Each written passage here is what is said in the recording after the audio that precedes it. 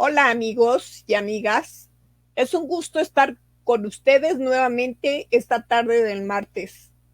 El día de hoy vamos a hablar sobre la violencia en el cuerpo femenino. Realmente este tema es muy interesante, no solo pertenece a las problemáticas de los estudios de género, sino que nos refiere un problema social contundente y cotidiano, que es la violencia en el cuerpo de la mujer, pero que también se trata de un tipo de violencia muy común, muy frecuente y muy del corte de la vida cotidiana. La, eh, la violencia es el producto de una relación no dialógica. Para empezar, la violencia surge como la respuesta y el resultado de no utilizar el lenguaje. Cuando en una pareja no hay habla, no hay lenguaje, no hay significados, entonces las formas de relación son a través de la violencia, que implica el dominio, el sometimiento y sobre todo la exclusión. Este tema eh, nos interesa no solo a las mujeres, también a los hombres y sobre todo a las sociedades, a las autoridades de los países. Y como es un problema mundial, entonces lo que damos por hecho es que en un mundo infectado por pandemias, por contaminación y por destrucción del planeta, las mujeres también de repente quedamos en el mismo nivel de el dominio que se hace con la naturaleza.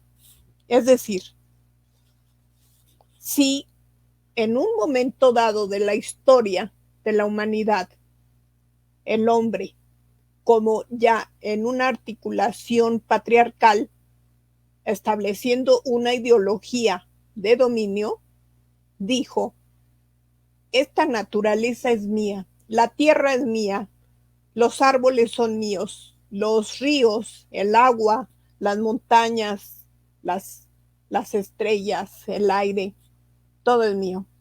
Bueno, pues en ese mismo nivel también dijo, las mujeres son mías. La prueba es que el lenguaje de la vida cotidiana nos da referencias muy claras de esta posesión.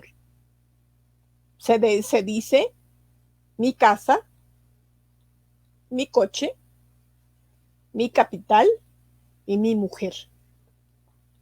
Entonces, vamos entendiendo que la violencia inicia siempre con ese hecho de apropiación, no solo de la identidad femenina, sino de su cuerpo. El cuerpo de las mujeres es algo usable, es algo reutilizable y sobre todo es un cuerpo que parece, ante sus ojos de dominio, parece que es un cuerpo que siempre está dispuesto a recibir el amor, el erotismo, pero también la violencia. Porque entonces, ¿cómo entendemos que si dos seres se aman y han forjado un pacto de amor eterno, que es los inicios de las partes románticas de una pareja, entonces esa vida romántica empieza con los juramentos de amor, con los compromisos de lealtad y de transparencia en la conducta de ambos que conforman la pareja. Pero ¿qué es lo que sucede al paso del tiempo? ¿En qué momento se desata la violencia y en qué momento sucede que uno aborrece al otro? Este es una pregunta que no solo le atañe al psicoanálisis, le atañe a la misma filosofía desde el punto de vista ontológico cuando surge la pregunta ¿qué es el ser? Pero también en el psicoanálisis podríamos pensar que se trata la violencia de un mecanismo inconsciente que emerge hasta la conciencia y se instala como una forma común de accionar y de relacionarse. Si bien es cierto que procede de un núcleo inconsciente donde la dirección de la pulsión de muerte es totalmente intensa, decimos, esa pulsión podría desviarse, podría sublimarse, podría redirigir su intensidad. Si fuese así, entonces la violencia se podría detener y podría dejar de accionar y de cesar este efecto destructivo que tiene sobre un sujeto. Vamos a pensar que el cuerpo es un telón o es una tabula rasa donde se escriben miles de jeroglíficos todos los días. Pero ese cuerpo que está destinado al placer, al goce propio y al no sufrimiento de las mujeres, ese cuerpo se convierte justamente en el lugar que recibe la violencia y la destrucción. ¿Cuál es la razón de los feminicidios?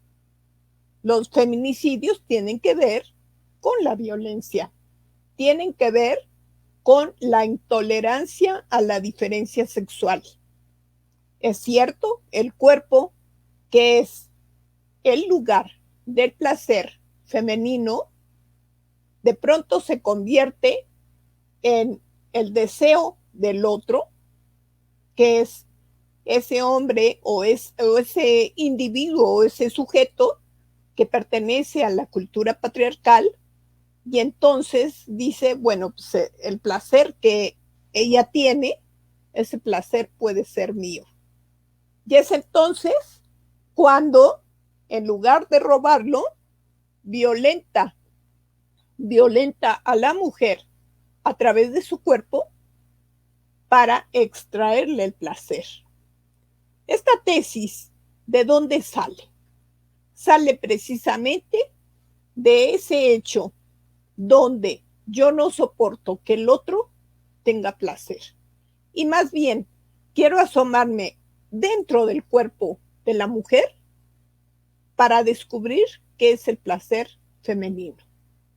Hay dos conceptos importantes: el cuerpo de la mujer y el placer femenino. Hace una semana comentaba yo, desde el punto de vista de Judith Butler, que el cuerpo tiene su propia materialidad y que no tiene que ser pensado como un objeto que se pueda vender, que se pueda intercambiar, que se pueda utilizar, porque entonces el cuerpo está atrapado por el discurso, decíamos.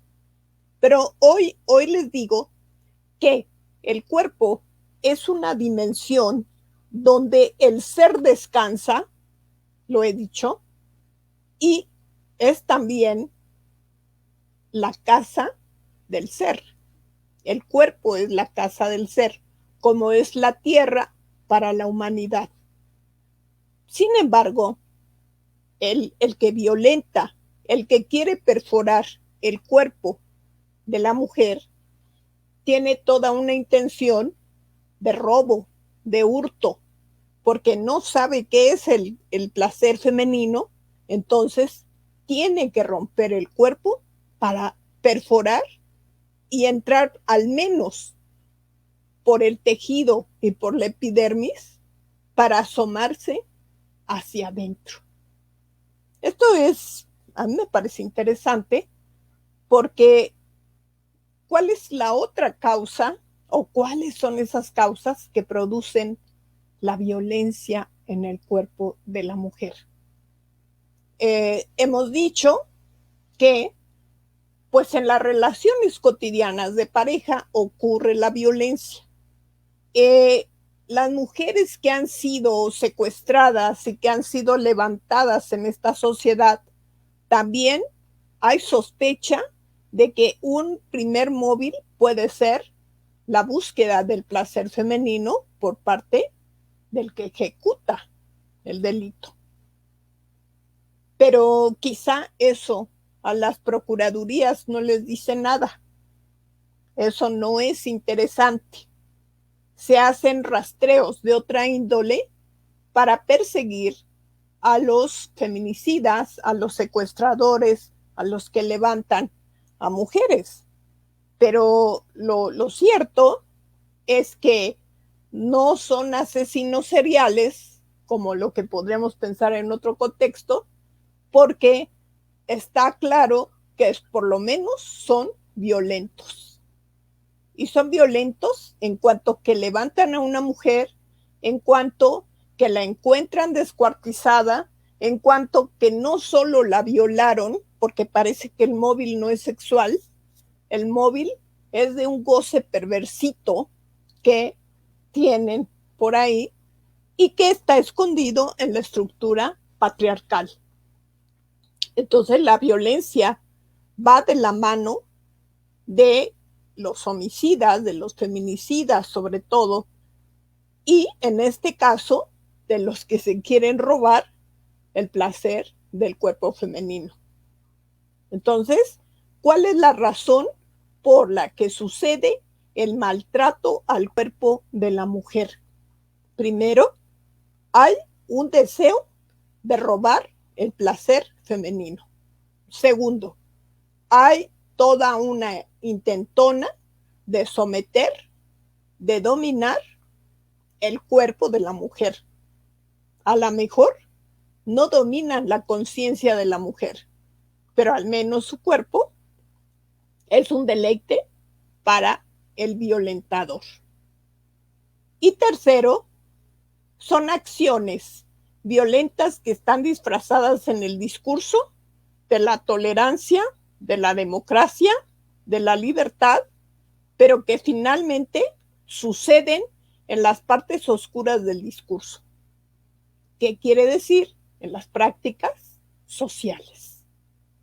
Entonces, ¿cómo podríamos creer que esto se quita con un dispositivo jurídico o un dispositivo político? No, o sea, la violencia acciona como un resorte y sucede que se extiende sobre el campo que se llama cuerpo. Ese campo es favorable para el acto pulsional destructivo del violentador. Entonces, el cuerpo femenino es el lugar donde acciona la pulsión de Thanatos, pero también el plan sostenido por una ideología patriarcal que permite que los hombres de esta sociedad maltraten a las mujeres. Es tan común ver, por ejemplo, en los ministerios públicos, que las mujeres llegan ensangrentadas, golpeadas con cables de luz, quemadas con planchas, cortadas con objetos punzocortantes. Y entonces viene el procedimiento jurídico para averiguar qué es lo que le pasó. Pero, oh sorpresa, nos encontramos con que la mujer maltratada y violentada en su cuerpo pide clemencia para esa pareja o ese esposo que la maltrató. Esto es lo increíble. No solo tendría la mujer que pedir el castigo, sino además separarse de esa persona tóxica, nociva y destructiva. Sin embargo, algo del orden de lo desconocido hace que la mujer no solo pida clemencia, sino que quiera continuar viviendo con esa persona que la maltrata. ¿Qué podríamos decir acerca de este fenómeno? El maltrato en el cuerpo de la mujer atraviesa también las fibras de la vida psíquica. Entonces la mujer se ve inundada de temor, de miedos, de angustias, de zozobras, si se queda sola. Y entonces prefiere vivir con un violento que estar sola. Esas son como las paradojas de la vida femenina. Cuando lo que la mujer podría decir es, desde mi diferencia sexual, que es que yo soy mujer y él es hombre, desde ese lugar exijo la ejecución de una actitud ética. Y es una ética de la diferencia sexual, una ética que establece la discrepancia anatómica y psíquica, pero no por eso somos desiguales, no por eso soy inferior y él superior. No, somos diferentes. Y desde la diferencia sexual establezco las reglas de una ética que nos conduzca por el camino de la paz. La paz no se puede obtener más que por la vía del diálogo y de la negociación. Si tú eres violento y vivo contigo porque te amo, pues tú tienes que aprender a vivir conmigo desde mi forma diferente que muestro. No solo, insisto, por mi anatomía, sino por mi estilo de pensamiento, por mis compromisos que tengo con la libertad y tengo con el placer femenino. Esas son mis dos banderas de lucha. Pero si el hombre violento decide no hablar, decide pasar al acto, que es el instante en que se rompe esa barrera del respeto a la diferencia, entonces no hay posibilidades de arreglo en esta pareja. Lo que conviene, pues, es separarse. Porque ¿cómo es posible que una mujer soporte el maltrato en el cuerpo personal, en su santuario, en ese lugar que he dicho que donde descansa el ser? El cuerpo es lo más íntimo, es el conjunto de los ideales, de los imaginarios, de las experiencias que tenemos tatuadas como jeroglíficos en nuestra epidermis. Eso es el cuerpo. Por lo tanto, no hay negocio con alguien que se atreve a tocar mi cuerpo. No se puede. Porque entonces, aunque intervengan factores psicológicos de la mujer, como dice Monse Hernández Cano, de todos modos, al permitir el sometimiento, está negándose a sí misma. Esta es una cuestión dialéctica. Me niego a mí misma para que te afirmes tú.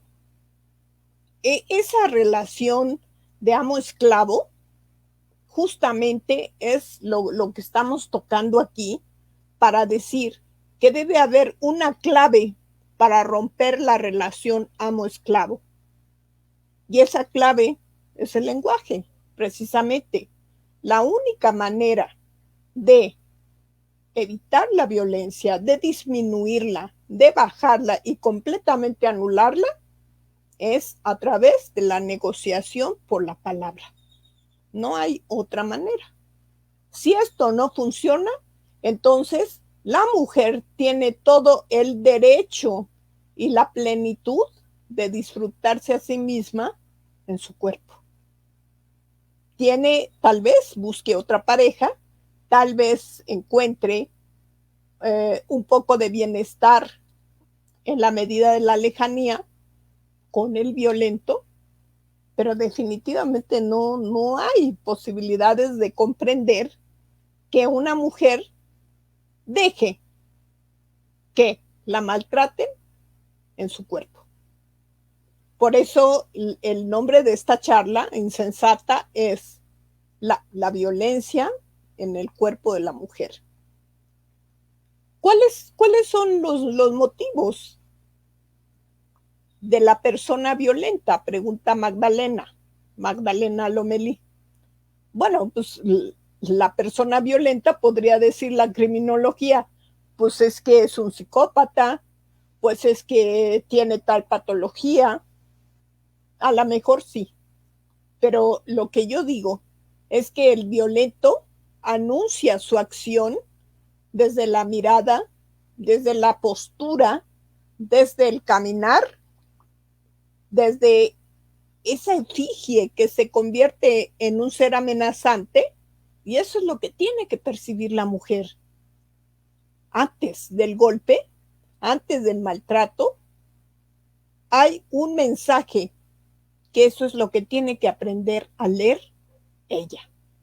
Nosotras, las mujeres, por eso digo yo que somos un poco hermenéuticas, porque interpretamos y porque si podemos refinar esta capacidad de interpretación, mucho nos vale precisamente en la relación con las parejas.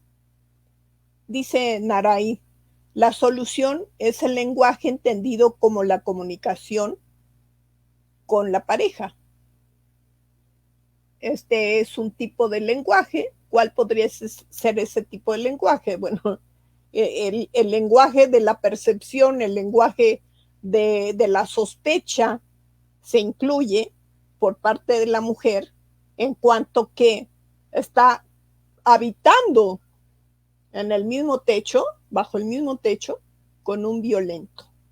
Creo que este es un gran problema, amigas y amigos, porque la sociedad ahora, por ejemplo, atravesando la pandemia, y como estamos confinados, estamos encerrados, pues naturalmente la movilidad que tenemos es mínima para abastecer necesidades básicas, pero estamos en casa y muchas mujeres atraviesan la pesadilla de vivir con un violento.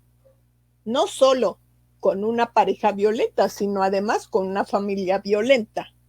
De tal forma que es insoportable el encierro por estas razones. No en sí mismo el encierro, porque si tu mujer estuvieras encerrada sola, tienes miles de cosas que hacer en tu casa o en tu lugar donde habitas. Pero cuando estás con la amenaza de un violento, jamás estarás tranquila. Hay una inquietud, una zozobra de una presencia maligna que está ahí junto a ti, en tu lecho, en tu comedor, en la cocina, la cochera. Siempre está esa marca de amenaza. Entonces, naturalmente, en el tiempo de la pandemia, pues la gente está enloqueciendo, hay muchos casos de suicidio, hay casos de depresiones y qué sé yo, de demás psicopatías, pero naturalmente uno de los factores primordiales para desencadenar toda esta situación tan terrible, pues es la presencia de los violentos. Ahora bien, la violencia se contagia, también es una pandemia. Los hijos aprenden a ser violentos, no solo pues, en el marco de la cultura patriarcal, sino que también las hijas, las adolescentes, aprenden la violencia. Repiten desde las malas palabras, soeces, hasta los golpes. Hay casos de hijos e hijas que han golpeado madres, que han golpeado abuelas.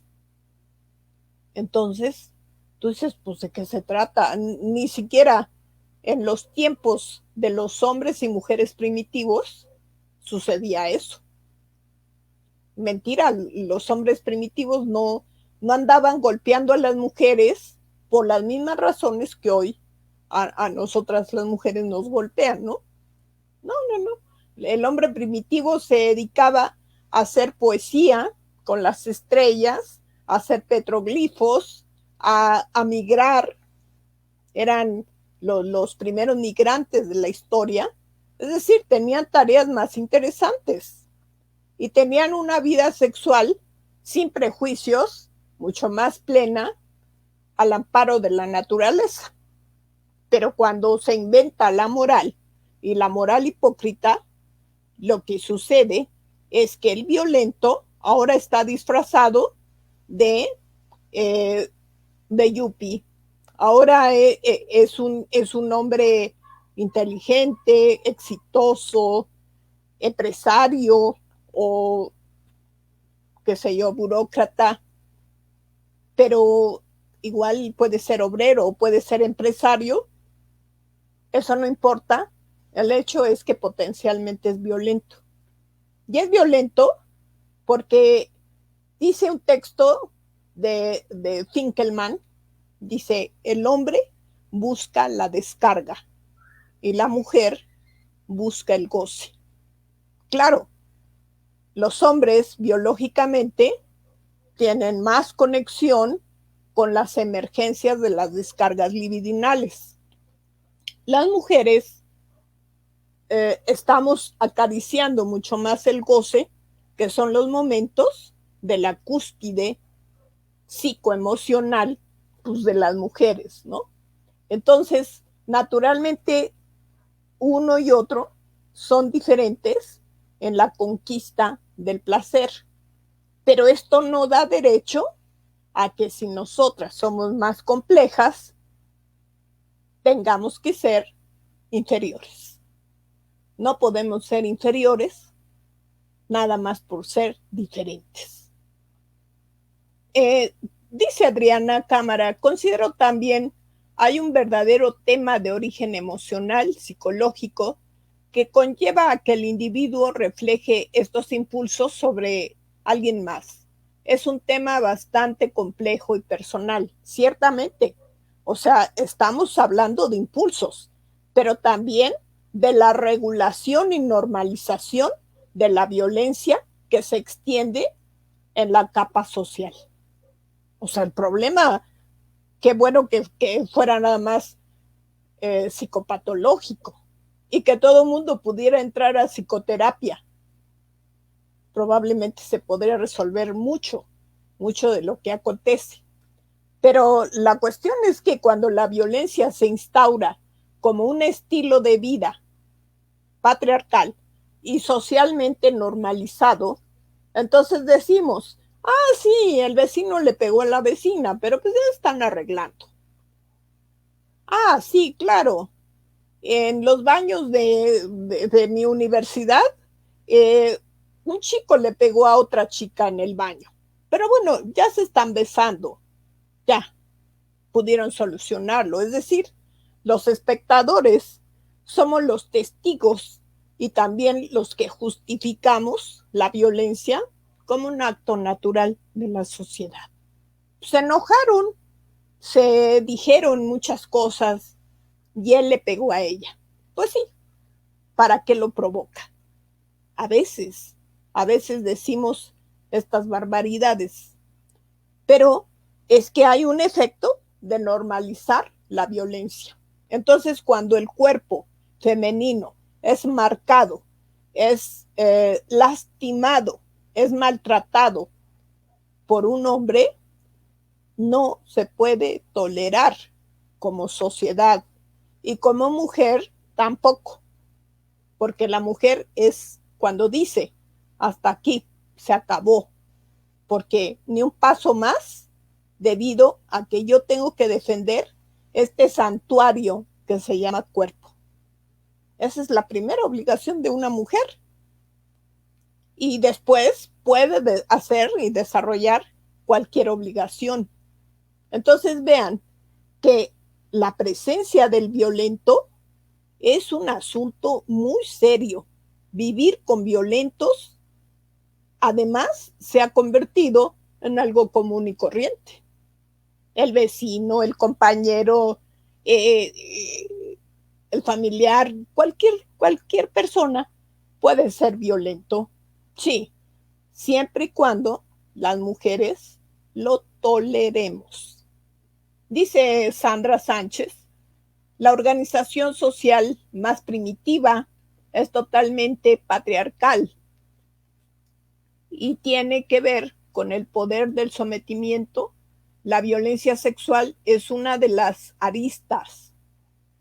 En Ciudad Juárez se habla de femigenocidios. Esta violencia no es del ámbito privado doméstico. No, claro, por eso digo que se han convertido en acciones hasta de Estado, ¿no?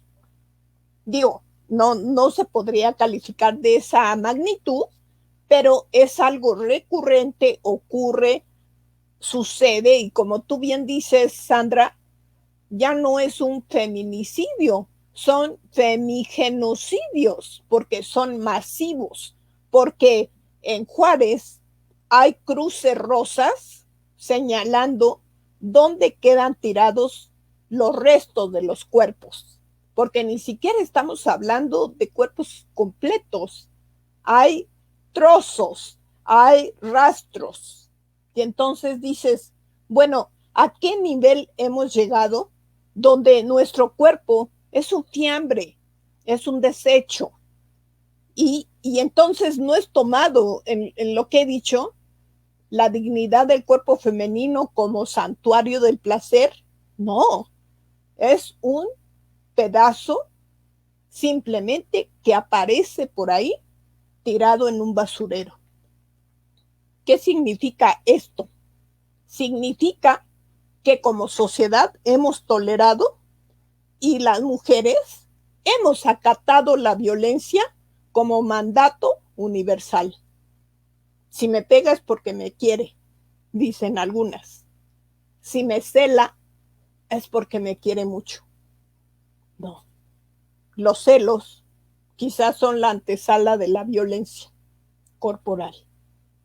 Nosotras no tendríamos por qué justificar que maltratar al cuerpo sea un acto doméstico. Es una barbaridad histórica y sobre todo es algo escandaloso que daña nuestra integridad femenina, pero también es intolerable. No tendríamos por qué hacerlo.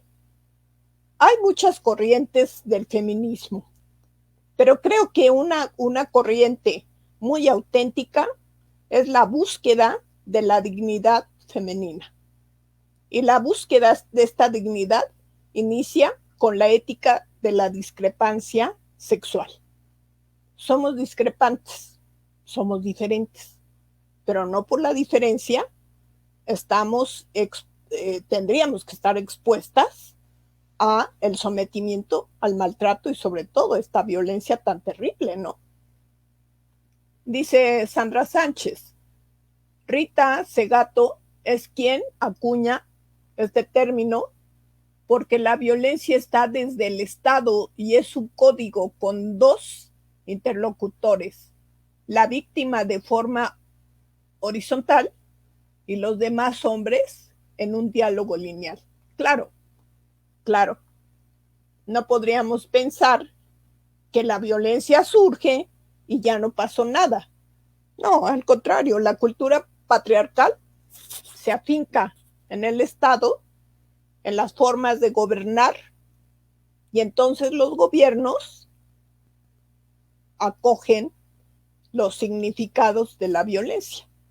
Los utilizan para uno y otro discurso que se necesite en el poder, pero el hecho es que las mujeres seguimos siendo víctimas. Decía un colega, doctor, en otro espacio, decía, no, es que de lo que se trata es de la equidad, de que hombres y mujeres participemos. Yo no estoy yo no estoy de acuerdo con las feministas, porque son muy radicales y porque someten más que los hombres.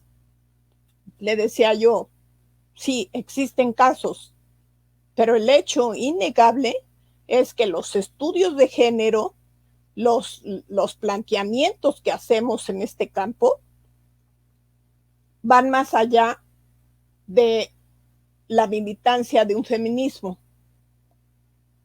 Se creó este campo precisamente por las problemáticas sociales que hay de violencia, de falta de respeto, de intolerancia a la diferencia sexual y sobre todo al cuerpo de la mujer, donde no hay un código de respeto, un significante que diga no puedo acercarme y menos lastimar a esta mujer, porque su cuerpo es tan valioso como un tesoro.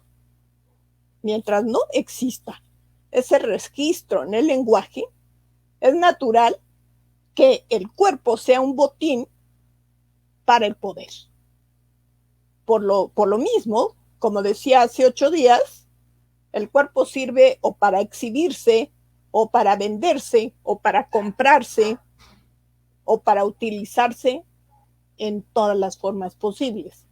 Pero el cuerpo no se ha asumido como un santuario, como un lugar donde habita el ser y como un lugar muy íntimo de la mujer.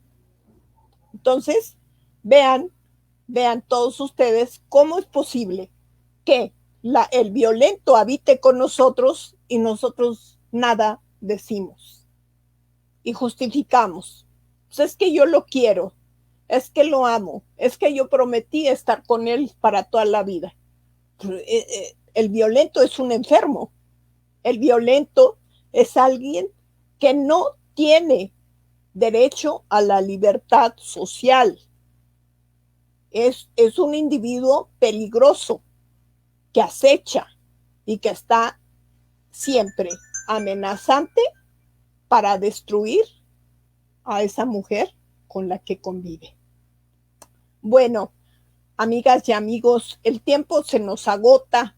Yo quisiera decirles simplemente que el tema da para muchísimo, para discutir desde diversos campos del conocimiento, haciendo transdisciplina, pero lo interesante es que en estas conversaciones insensatas se cree un estilo de análisis acerca de los problemas cotidianos por los que atravesamos las mujeres.